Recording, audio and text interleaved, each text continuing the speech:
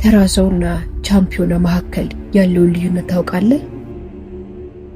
ቻምፒዮና ማለት ፍጹም የማይወድቅ ማለት አይደለም። ሰዎች ሜዳሊያውን ብቻ ነው የሚያዩት። ሰዎች ስኬቱን ብቻ ነው የሚያዩት። ሰዎች ፈገግታውን ብቻ ነው የሚያዩት። ነገር ግን ማንም ህመሙን አያይም። ማንም ተስፋ ሊቆርጥ የደረሰበትን ቀን አያይም። ማንም እንባውን፣ ጫናውን እና ብቸኝነቱን አያይም። ማንም የውስጥ ትግሉን አያይም። ሌሎች ሲተኙ ቻምፒዮና ይሰራ ነበር። ሌሎች ሲያማርሩ ቻምፒዮና ራሱን ያሻሽል ነበር። ሌሎች ሰበብ ሲያቀርቡ ቻምፒዮና ወደፊት መሄዱን ቀጥሏል።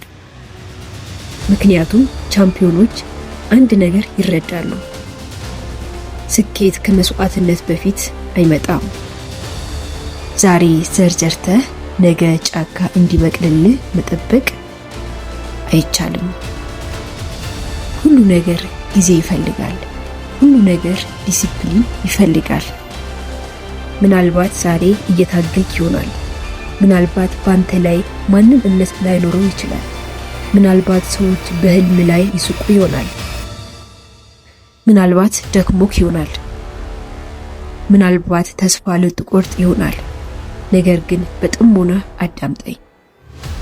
በጣም ጠንካራ ሰዎች የሚፈጠሩት በቀላል ጊዜ አይደለም።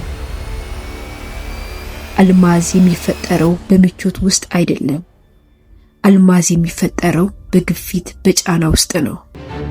ትግልህ እያጠፋህ አይደለም፣ እየገነባህ ነው።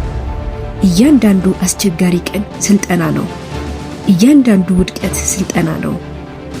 እያንዳንዱ ህመም ለሚበልጥ ነገር እያዘጋጀህ ነው። ቻምፒዮና የመስራት መነሳሳት ሲጠፋው እንኳን መራመዱን ይቀጥላል። ምክንያቱም መነሳሳት ይሄዳል፣ ይመጣል። ዲሲፕሊን ግን አብሮ ይኖራል። ቻምፒዮና ግን ምንም እንኳን ባይፈልግ ከእንቅልፉ ተነስቶ ይሰራል። ቻምፒዮና እንዲህ ይላል፣ ቀጥላለሁ። ህይወት አቁም ስትል እነሱ ይቀጥላሉ። ሰዎች አይቻልም ሲሉ እነሱ ይቀጥላሉ። ፍርሃት ተው ሲላቸው እነሱ ይቀጥላሉ።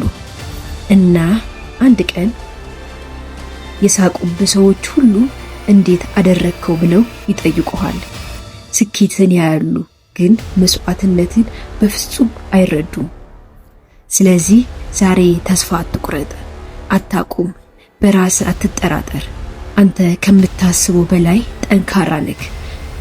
መታገልህን ቀጥል፣ መገንባትህን ቀጥል፣ ማመንህን ቀጥል።